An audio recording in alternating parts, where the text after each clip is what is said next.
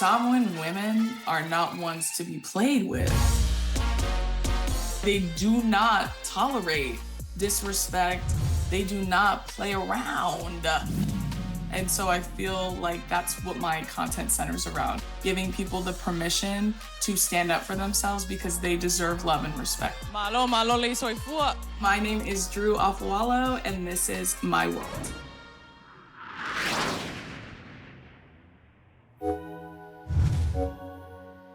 I'm 28 years old, gonna be 29.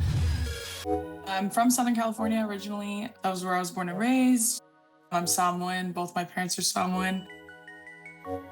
My initial plan and dream was to work in sports media. I really wanted to be like a sideline reporter for the NFL. You know, my dad played in the NFL. I've had many family members who played in the NFL. My boyfriend played football. It's just kind of in my bloodline. I knew that I really loved to entertain. And so I just thought maybe working in media was going to be the vehicle. Went to college. I went to the University of Hawaii. Graduated with 2 degrees in journalism and communications.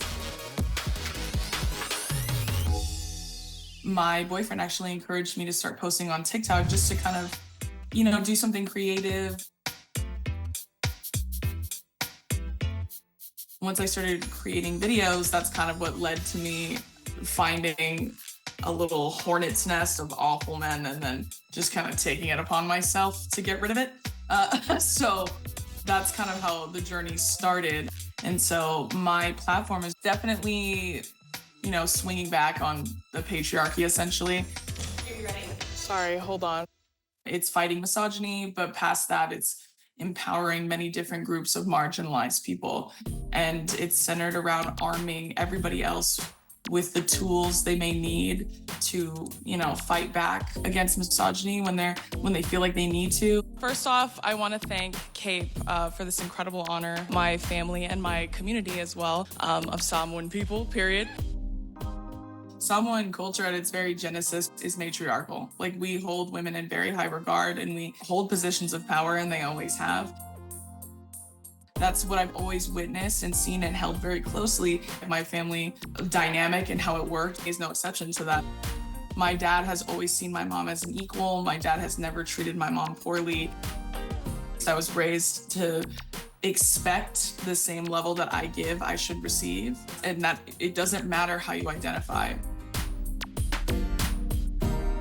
Guess what? Your girl's got a brand new show, and it's called The Comment Section.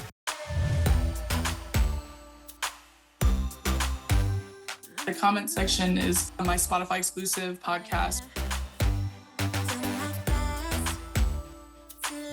Girls use nice guys, they're all the same. The comment section started because a lot of my content I post now is sourced from my own comments, whether I'm being tagged in the comments of other horrible videos or people are writing awful things in my comments.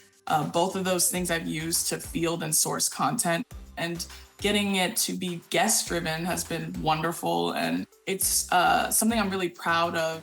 I've had many different guests from all different walks of life, all different backgrounds.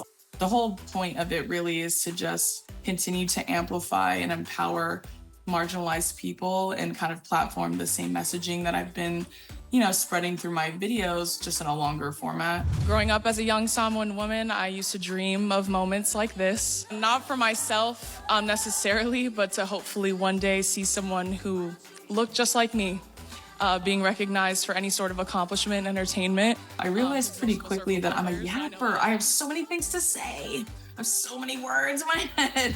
Let's get into it. Me flipping through the pages of my own book. So isn't that sick? It's a guide to unpacking your internalized misogyny, your internalized biases as a whole, building confidence. My ultimate goal for the book is to help anyone that draws any sort of strength or power from my online content. I would love to give them just a more solidified and expansive piece of like my brain and my heart. I want them to have it and hold it so dearly and draw power from it when they need me. I hope like they ask for strength and guidance when it comes to standing up for themselves, when it comes to loving themselves unconditionally. And I feel like the book was a chance for me to kind of expand a lot more on the ideologies that I hold and why I believe them and why I hold them so dearly. But I am both humbled and honored to be the representation I always hoped to see one day. So, period.